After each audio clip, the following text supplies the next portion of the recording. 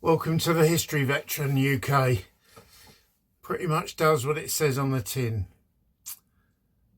So today, as you can see, I'm back in the shed. For those that watch my videos, usually I come from outside, somewhere outside in the local area, but it's drafty and cold today.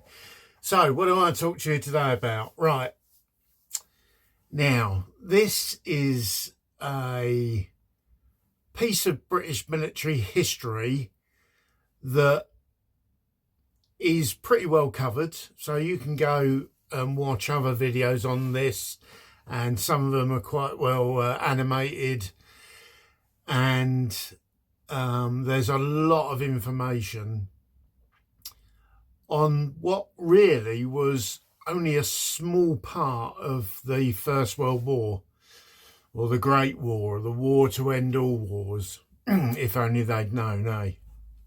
So, shot at dawn. So this refers to those British soldiers, or Commonwealth soldiers, I should say. There was 23 Canadians, 22 Irish, and 5 New Zealanders that were also executed. The Australians, however, the British command, High Command, had given over the authority over their punishments to the Attorney General of Australia. I'm not too sure about that, but I know that no executions of any Australian soldiers were carried out. So in total, 346 men were executed. And 90 years after the end of the war, 306, and 3 were added a bit later on, were pardoned by the then Home Secretary and the Secretary of Defence. Lord Browne was the Defence Secretary, and John Reid was the Home Secretary then, 2006. And they were given pardons after one of the families of those executed, the granddaughter, I think it was, found out that her relative had been executed, and she went around trying to, in the attempt to clear his name. And I'll talk about him shortly, but it got to a point where the government realised that they were going to lose this case. So they thought it prudent to pardon them all.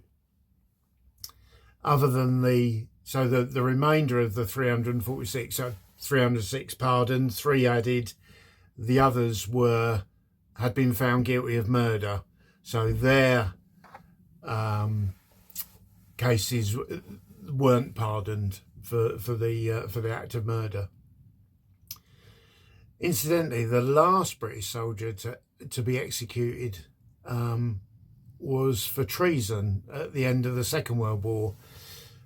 Church, his name was. I can't remember his first name, but he was arrested and hanged by Albert Pierpoint the day after they hanged William Joyce, Lord Haw. Anyway, back to the First World War and those shot at dawn. So the first soldier that was executed was a Private Thomas Highgate, of the Queen's Own Royal West Kent Regiment, the Buffs. Now, he joined the army in 1913 when it was at peace, and when war broke out, he was part of the BEF and fought at the Battle of Mons, which was the first proper engagement of the First World War.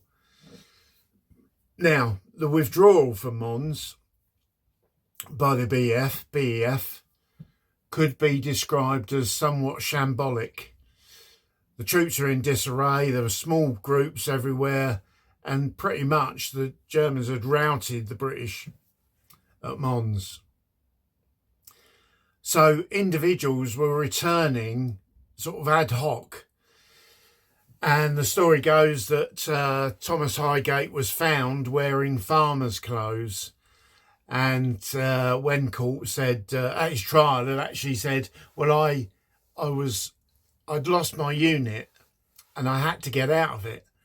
Now, he was either referring to him getting out of the situation he was in there in the farmer's clothes, or just getting out of the army, getting out of the, fighting for the army. Anyway, he was tried by General Court Martial, found guilty, and when you're found guilty by General Court Martial, then that has to go up to the General Staff stage to be signed off. So Haig, General Douglas Haig would have signed some off, but in this case it was done by General French, who was subsequently replaced in 1916. So yeah, he was 19 years old and he was the first to be executed. Now, his execution, so the way executions were generally carried out was that the accused would be tied out, manacled, his feet would be manacled, not always, tied to a post, and a white envelope, so a piece of paper, would be placed over his heart.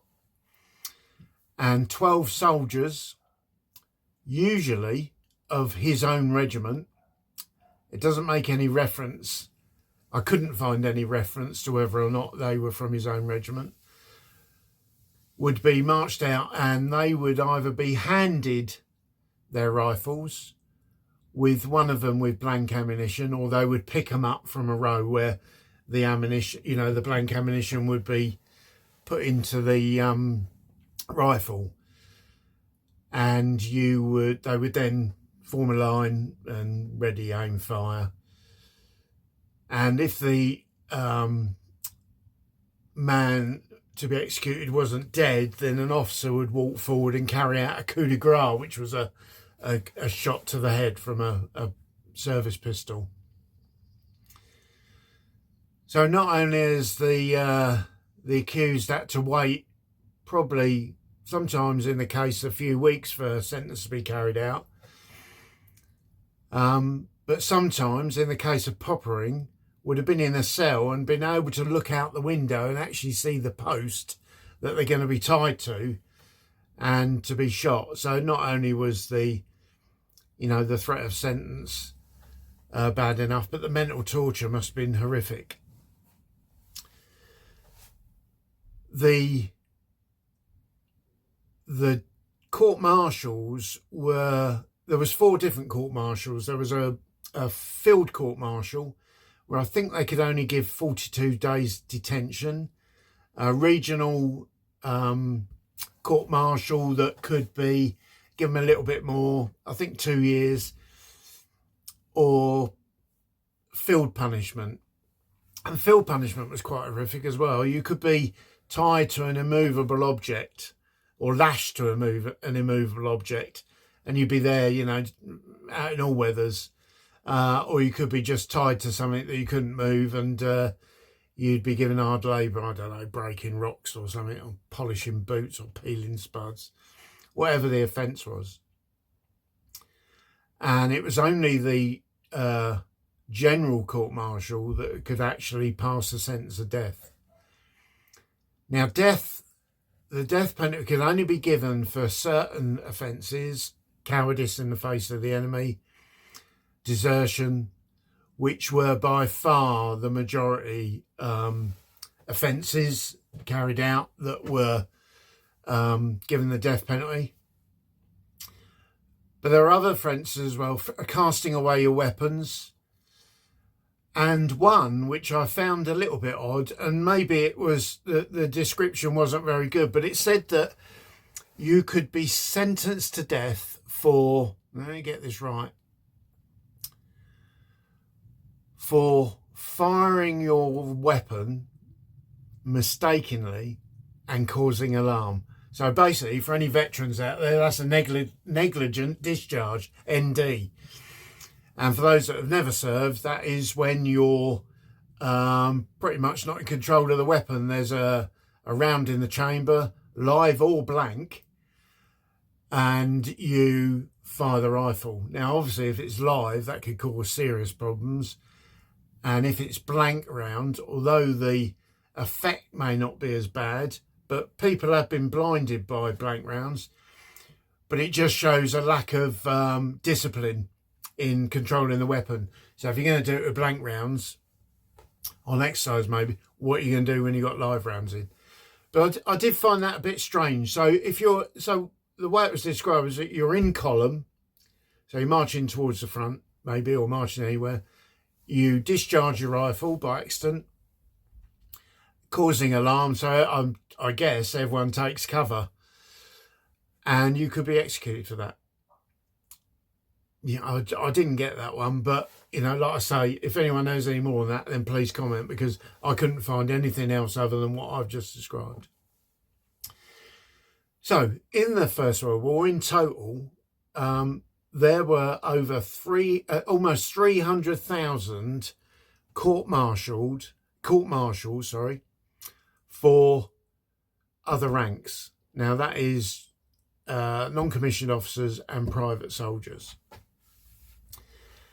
And almost 6,000 officers were court-martialed as well. So, and these are for various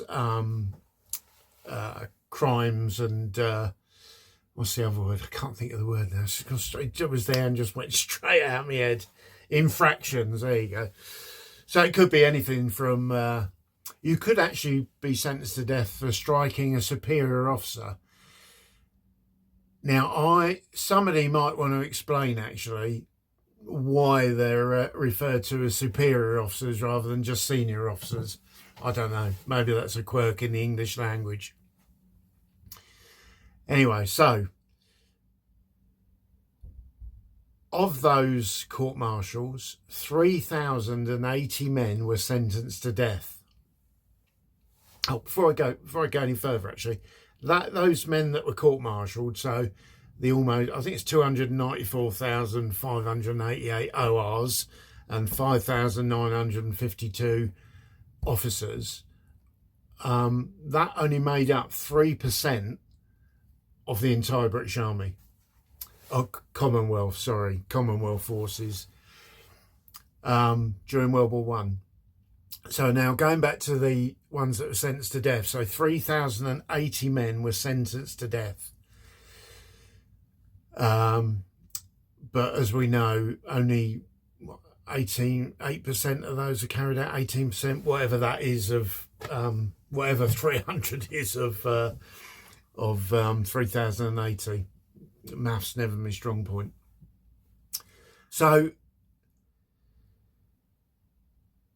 they're sort of the facts of, or a few facts of men being executed. And I suppose really, again, it's going to come down to either not judging them by the standards of today, or your own personal thoughts on the death penalty, and of corporal punishment as well. Field sentences. How do they call it? Field punishment. Sorry, number one, field punishment. Personally, I don't believe in the death penalty. I don't think it's ever made any difference whatsoever, because if it did, we wouldn't have had so many people hanged for murder. And the first soldier that was executed, Thomas Highgate, at 19, he was executed in front of 2 other units. I can't find any reference to how many, but not only would he be dragged out in front of maybe even his own unit, his own pals, but these are of 2 other units, to set an example, to make an example of. And that is pretty much the way that they validated, I feel anyway, personally, these executions.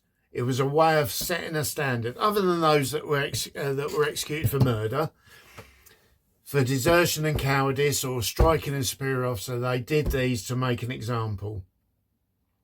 Now, if it had made an example, they wouldn't have sentenced 3,000 to death, would they? Because it obviously carried on. one of the most notorious British executions was that of Private Harry Farr.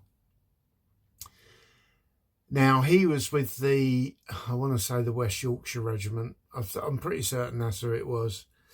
And he was executed the day after his court-martial.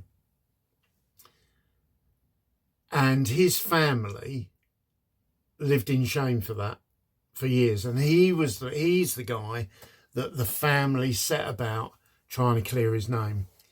Now, he'd been hospitalised 2 or 3 times. His captain, the medical officer, his platoon sergeant all stood up at the court-martial and said, you know, this guy is really struggling here. I don't think he was he wasn't drafted, conscripted. He was a volunteer. So he knew a bit about the army anyway, but he'd been, you know, a lot of these soldiers suffered from shell shock, but that wasn't recognised until 1916. I'm pretty certain he was executed in 1915. So they didn't really understand that. But I can't find an excuse for the execution. And I'm pretty certain that when it was put in front of the law courts, Justice Simpson, I think, in 2005, because the Farr family had decided to take this to court. Originally, it was just dismissed.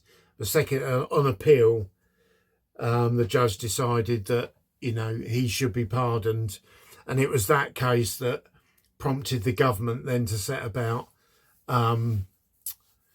pardoning the other 309 in total. But prior to this pardon, so that his sister and his mother lived with that shame. I think his wife as well, I believe he's married. They lived with that shame. His name wasn't added to the memorial, the town's memorial, and he wasn't, they didn't receive a military pension either for the loss. They never spoke about him at all until 1991, when the granddaughter was doing the family tree and finally the story came out. And obviously incensed her so much that she set about clearing his name. And 91 till 2000, what's that, 15, took 15 years to finally get him a pardon. Now, as I say, he was executed the day after. And because so many people had spoken up in his defence, I'm going to make a presumption here.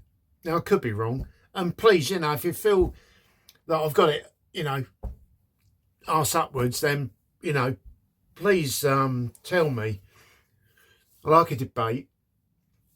But I think he was executed so quickly because on appeal, they would have been made to look less than competent, let's say. Now, out of those 306 as well, you could appeal directly to the King. But nobody did. Not one of those 346 men or the 3,080 that were initially sentenced to death appealed to the King, which I think points to the fact that they were never given that opportunity or told about that opportunity. Defence at best was, you know, some young lieutenant from the platoon, you know, just given the job, you know, you're going to be the one that defends this poor soldier before he goes to the, you know, before he gets sentenced. In fact, the guy that defended Farr, was a qualified solicitor before the war, or barrister. So again, you know, just going back sort of a couple of sentences sort of adds a bit of weight to my point. Now, So other soldiers, one other soldier I want to mention, Joseph William Stones. The Germans attacked into the trench and he withdrew and he jammed his rifle into the sides of the trench, so that when the Germans come round because they were all corners, come round the corner and slammed into it, they'd fall over and, they could get a bit further away. But he was executed and for throwing away his arms. But as I mentioned earlier, that Private Harry Farr didn't have his name put on the memorial. Joseph William Stones was the first executed soldier to have his name added to the town memorial. But I don't think the family got the pension. So, what I've just said about those soldiers, about them, the generals in charge, set an example so that other troops won't behave the same. I mean, I know it was only 3%, but that's still 300,000 men committed a crime, an offence.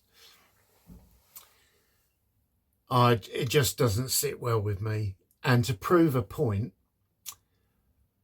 Private Ernest Jackson and Private Louis Harris. So I haven't got anything written up there. I'm just plucking it from my memory. They were executed. Jackson first in a different place, and then Louis Harris, some 17 minutes later, again in a different location, on the 7th of November 1918, 4 days before the end of the war.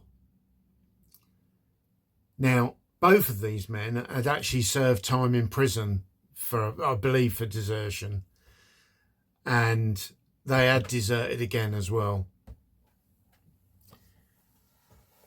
But 4 days before the end of the war, the High Command, sorry, when I say High Command, it just sounds like but I should put German High Command in front of that.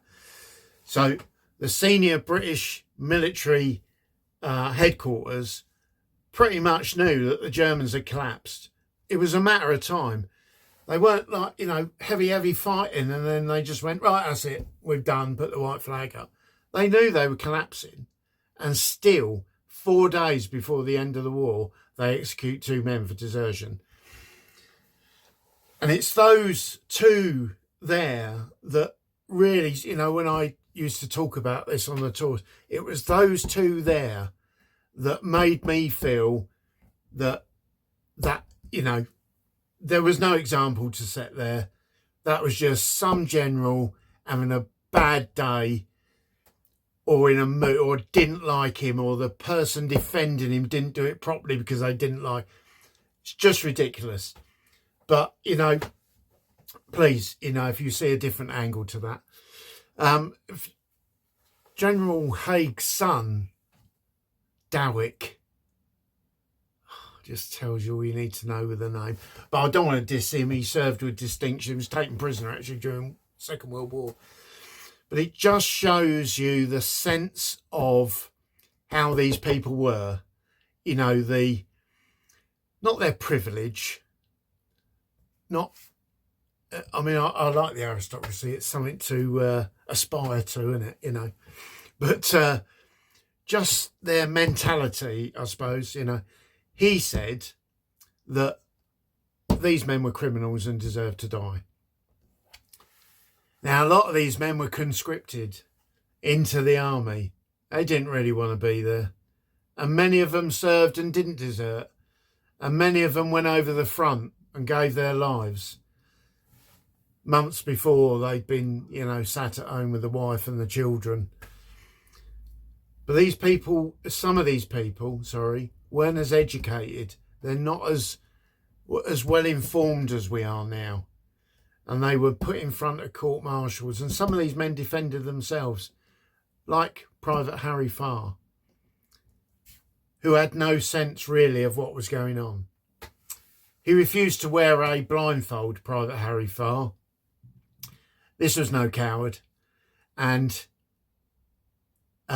he stood there with no blindfold because he wanted to see the firing squad. So, as I said, they're all pardoned 2006, and quite rightly so.